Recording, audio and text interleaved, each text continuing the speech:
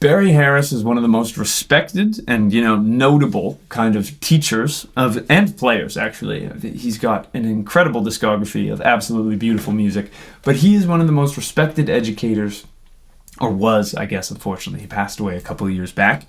But he is one of the most respected educators in the jazz world. And I just wanted to share this exercise. I've been going through his, it's a very famous thing, the Barry Harris Jazz Workshop. And I've been going through that booklet and kind of dusting things off that I used to work on back when I was getting my jazz guitar degree. And I found this exercise that I wanted to share with you because it's a fantastic workout that will work out both your picking hand, your left hand, and it gives you a sound that's kind of instantly usable and worthwhile if you're playing over a chord. And the crux of this technique is you're basically playing all of the arpeggios that are included within a key. So let's say we were playing over a G major chord and we wanted to play G major. All of the examples in this video are going to be in G major. What you would do in this is within kind of what I would call position 1, but this kind of first box that most of us learn when we're working on the major scale. What we're going to do is we're going to play every single arpeggio for every single chord in that key. And we're going to do it, I would recommend when you first practice this to practice it in triplets because we're playing 3-note groups.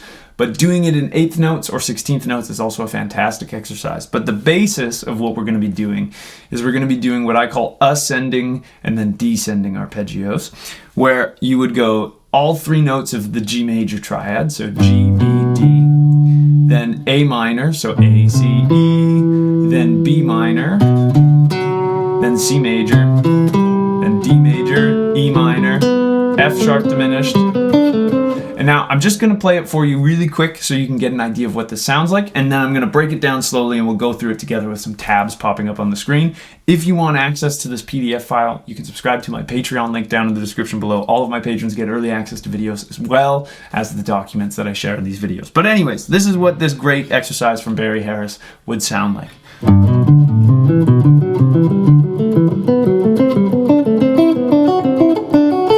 Then coming down.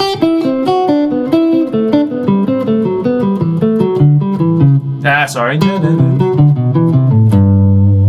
And this exercise, again, is fantastic because it's a sound that we hear a lot where maybe, again, it's like you're just assaulting the listener with the tonality of G major, but by using these different arpeggios throughout it. So again, say I was just playing over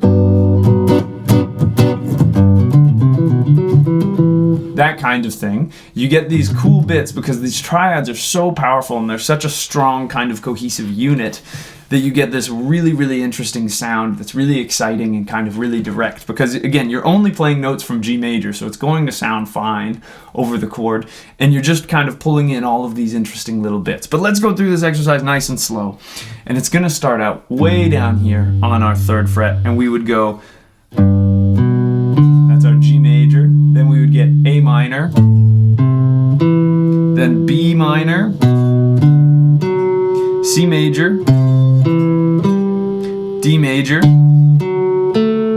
E minor, F sharp diminished, G major, A minor, B minor, C major, then D major. Then we're going to descend, so we go down C major, down B minor, down A minor, down G, down F sharp diminished, down E minor, down D major, down C major, down B minor, down A minor, and then it comes to an end there.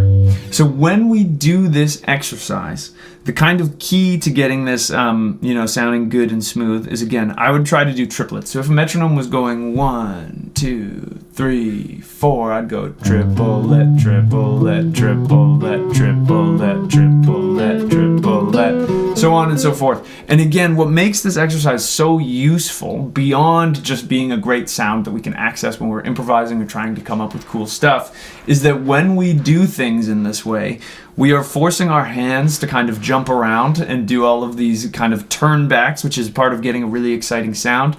A lot of my students struggle once they get arpeggios down. You know, they only play ascending or they only play descending, and it makes it, you know, tricky to kind of come up with original expressive ideas. It helps make things a little bit more interesting and a little bit more engaging to listen to. And then purely from a technique standpoint, my God, you will find your left hand getting jumbled up and your right hand, or sorry, your fretting hand and your picking hand if you're left-handed. I don't want to exclude you, but it really forces you to kind of work on some technique things on the instrument and get used to kind of shifting in both directions, which is super, super useful. So anyways, let's take a look. We're going to go through the whole thing and I'm going to do it slowly, just going triplet at a time. Feel free to play along with me if you have the guitar in your hand and follow along with these tabs above. So we would get something that sounds like this. We would get 1, 2, triplet, triplet.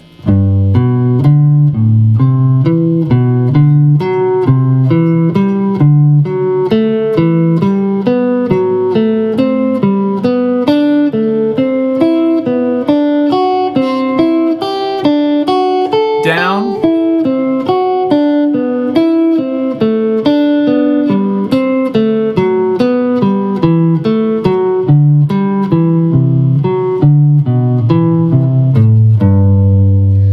Beautiful sounding exercise that again works in any position of the scale. So just to give you actually how I would practice this in the second position, let's take a quick look at that and we'll just go through it once slowly and then once quickly. When we get to the next position of the scale, again, I'm going to be a real stickler and say that you should always start and end your scales on the root. So what we're going to do in this pattern is we're going to play all the way up from the 5th fret of the D string, because that's my lowest G in this position. And I would do the same thing. So here's the tab while I explain what we're doing. So we're going to go up, A minor, B minor, C major, D major, E minor, there's F sharp diminished, then we're going to come back down, we keep it going, and now we're going to keep going down all the way to the low E string, so then we get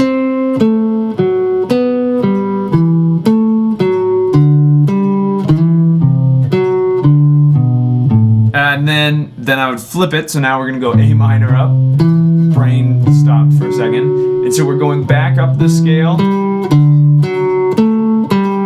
So when we do it in positions where we're not starting with our lowest note on the E string, we want to go all the way up the scale.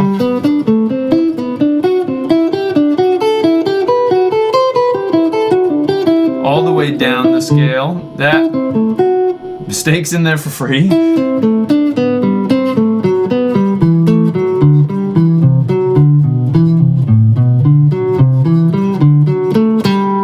All the way up, all the way down, and then all the way back up. So if you enjoyed this video or found it useful, I'd really appreciate it if you could like and subscribe. It really helps me out more than you could know. If you're looking to take a guitar lesson with me, there's a link to get in touch with me down in the description. I'd love to work with you on whatever's troubling you on the guitar. If you're looking to support me in the free educational content that I post here, you can subscribe to my Patreon link down below. All of my patrons get early access to videos as well as cool behind the scenes sneak peeks. It's stuff that I'm working on that I don't share anywhere else, as well as the diagrams from all of these videos in PDF format so that you can have them in your own practice. So I'd love to see you over there. Another great way to support me and what I'm up to is to check out either my ebooks or my video courses, which are linked down in the description. It's a great way to get some more in-depth educational content from me that I can fit into a 10 to 15 minute YouTube video. And last but not least, I have 2 new videos coming out at least every single week. So I hope I'll see you in the next one. And until I do, I'll wish you a wonderful day and I hope you have some fun playing the guitar. Thanks.